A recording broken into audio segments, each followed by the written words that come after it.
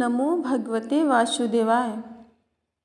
साल 2023 नरक चतुर्दशी कब है? जानिए सही तिथि, पूजा की विधि और शुभ मुहूर्त और कथा। जानेंगे सब कुछ इस वीडियो में, तो आप वीडियो में अंत तक बने रहिएगा। वीडियो अच्छी लगे तो प्लीज़ लाइक, सब्सक्राइब और शेयर भी कर दीजिएगा। तो चलिए शुरू करते हैं आज की वीडियो।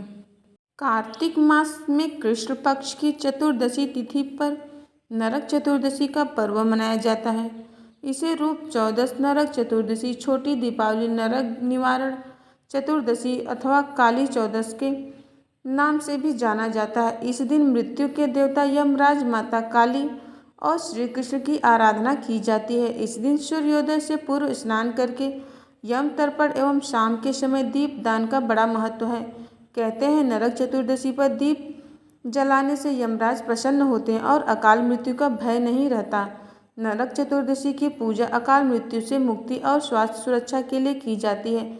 ऐसे में चले जानते हैं इस साल नरक चतुर्दशी की तिथि, शुभ मुहूर्त और पूजा का महत्व। नरक चतुर्दशी तिथि कार्तिक मास के शुक्ल पक्ष की चतुर्थी तिथि की शुरुआत 11 नवंबर 2023 को दोपहर 1:57 से हो रही। इस तिथि का समापन अगले दिन 12 नवंबर 2023 को दोपहर 2:44 पर होगा। नरक चतुर्दशी के दिन रूप निखारा जाता है, जिसके लिए प्रातःकाल स्नान की परंपरा है। इसलिए उदया तिथि को देखते हुए नरक चतुर्दशी 12 नवंबर को मनाई जाएगी। इसी दिन बड़ी दीपावली भी है। हालांकि जो लोग माँ काली, हनुमान जी को यमराज की पूजा करते हैं वो 11 नवंबर को नरक चतुर्दशी तिथि, छोटी दीपावली का पर्व मनाएंगे। अभ्यंग स्नान का समय नरक चतुर्दशी पर सूर्योदय के पूर्व शरीर पर उबटन लगाकर स्नान करने की प्रक्रिया को अभ्यंग स्नान कहा जाता है। इस बार अभ्यंग स्नान का समय 12 नवंबर 2023 को सुबह 5:28 से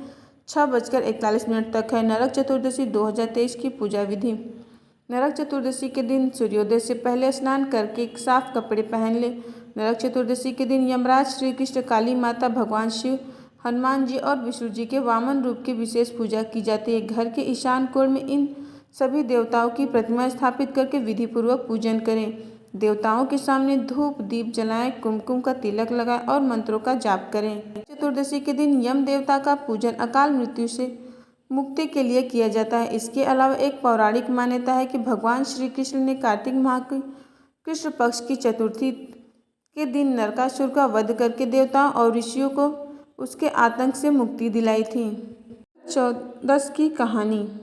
कहने और सुनने से व्रत का संपूर्ण लाभ मिलता है। प्राचीन समय की बात है। रंती देव नाम का एक राजा था। वह पहले जन्म में बहुत धर्मात्मा एवं दानी था। दूर दूर तक उसकी बहुत ख्याति थी। अपने पूर्व जन्म के कर्मों की वजह से वह इस जन्म में अपार धन आदि देकर बहुत ही सत्कार्य किए, दान धर्म करके सबका भला करता था। जरूरतमंदों को कभी भी निराश नहीं होने देता था। कुछ समय पश्चात राजा बूढ़ा हो गया।